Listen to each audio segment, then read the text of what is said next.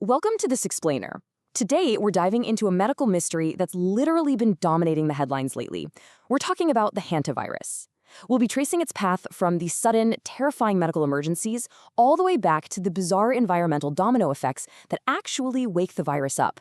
But most importantly, we're going to separate fact from fiction. Look, there's a lot of panic out there right now, but understanding exactly how this virus operates is absolutely crucial. It's the key to turning all that panic into calm, actionable preparation. So let's jump right in. To truly understand what we're up against, we need to look at a real-world case. Take JB, for example. In 2025, this 52-year-old guy had just gotten back from a trip to Argentina, and his symptoms, honestly, they seemed pretty mundane at first. He walked into the ER feeling sweaty and nauseous, carrying a fever he'd had for about a week and some low blood pressure. Sounds exactly like a bad flu, right? But within hours of walking through those hospital doors, JB was absolutely fighting for his life. You've got to wonder, how does something that looks like a standard bug escalate into total organ failure so insanely fast? Okay, let's dive into this timeline because the terrifying speed of JB's decline is literally a hallmark of this virus. Look at how fast this moves. In just the first hour or two, he's sweaty, nauseous, and noticeably confused. The doctors call this being obtunded. By hour 4, his blood oxygen saturation absolutely plummets to 89%. Just so you know, anything under 90 means you need emergency intervention. His brain is starving for oxygen, and by hour 12, the situation is completely catastrophic. He goes into severe shock, his kidneys completely shut down, meaning no urine production at all. He has to be heavily sedated, rushed to the ICU, hooked up to a mechanical ventilator just to breathe, and put on dialysis. So, what's driving this rapid collapse? It all comes down to one word: hypoxemia. That's a severe lack of oxygen in the blood. But here's the wild part. With this specific virus, it's not your typical pneumonia, where you'd have a nasty, hacking cough. Actually, JB didn't even have a cough. Instead, the virus attacks the tiny blood vessels in the lungs, your capillaries, and causes them to leak. Your body becomes totally volume overloaded, and all that fluid has nowhere to go but straight into the lungs. The oxygen you breathe simply can't cross that barrier of fluid into your bloodstream. Viscerally speaking, JB was literally suffocating on dry land. So, we've just seen the devastating bedside trauma this virus can inflict on one person. But to really grasp the big picture, we have to ask, how do these outbreaks actually start in the first place? Like, where do they come from out of nowhere? To answer that, we've got to zoom out from the micro level of human biology to the macro level of environmental triggers. And to do that, we're going to trace things back to a massive outbreak in the American Southwest back in 1993, where young, perfectly healthy marathon runners were suddenly collapsing from unexplained lung fluid. Okay, this all comes down to an absolutely incredible butterfly effect. Check this out. Step 1. In 1991, Mount Pinatubo in the Philippines erupts, blasting 20 megatons of sulfur dioxide into the atmosphere. Step 2. This triggers a temporary volcanic winter, dropping global temperatures and causing massive, excessive rainfall all across the U.S., especially in the normally bone-dry Four Corners region. Step 3. All that crazy rain leads to a huge surge in vegetation, which creates an all-you-can-eat buffet for local rodents. Their population literally explodes by 10 times. And finally, step 4, more rodents means a massive spike in infected mice coming into contact with humans. Think about that for a second. A volcano in the Philippines directly seeded a deadly viral outbreak in New Mexico 2 years later. Mind-blowing, right? Well, that brings us to the elephant in the room. The event that literally has everyone talking right now, the May 2026 Argentina cruise ship cluster. Here's what happened. A passenger boards a cruise ship in Argentina, falls ill 5 days later, and tragically passes away.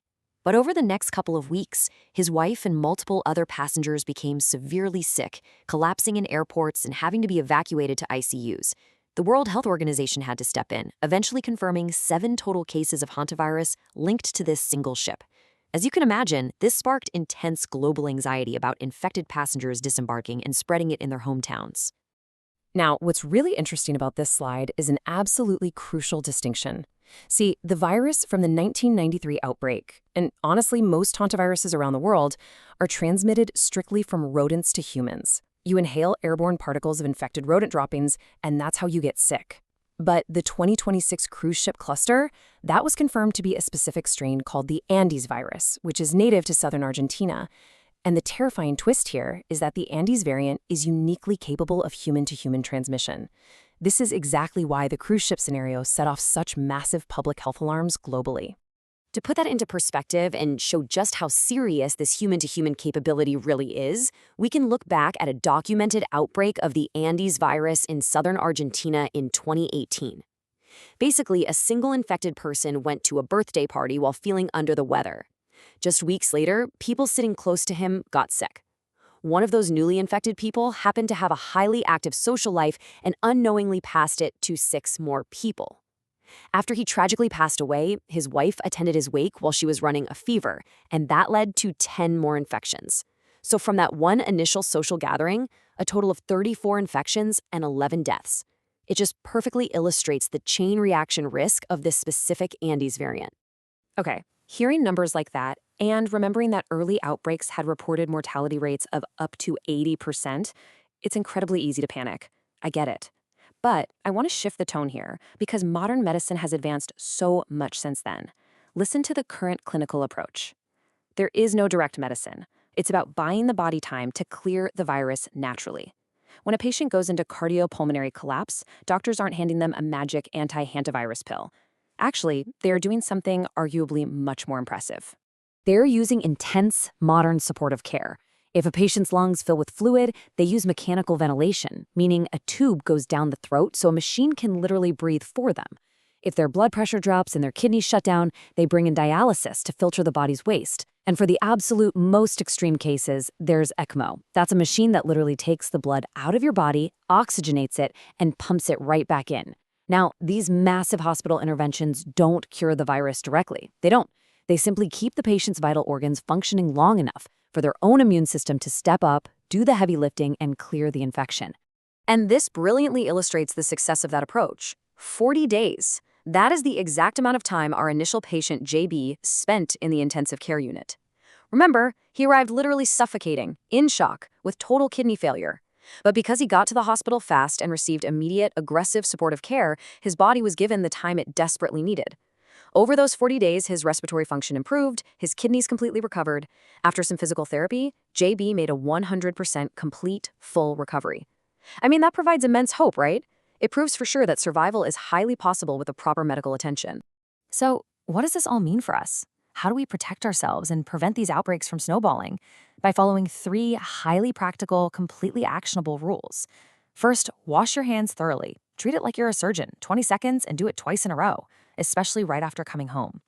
Second, if you're feeling sick or running a fever, stay home. Seriously, do not go to a birthday party or a wake. And third, and this is absolutely crucial, if you ever experience sudden trouble breathing, seek immediate hospital care. Don't wait it out.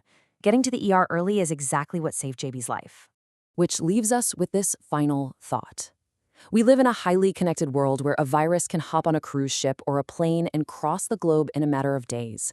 But as you've seen throughout this explainer, the complex medical miracles of the ICU are ultimately just a backup plan. As ancient viruses wake up to modern travel, it turns out that our absolute strongest shields are actually our simplest habits. Washing our hands, staying home when we're sick, and really paying attention to our bodies. So with all that in mind, are you ready to rethink your daily routine? Thank you so much for joining me for this explainer. I hope you found this breakdown illuminating, and most importantly, I hope it leaves you feeling prepared. Stay curious, stay safe, and be well.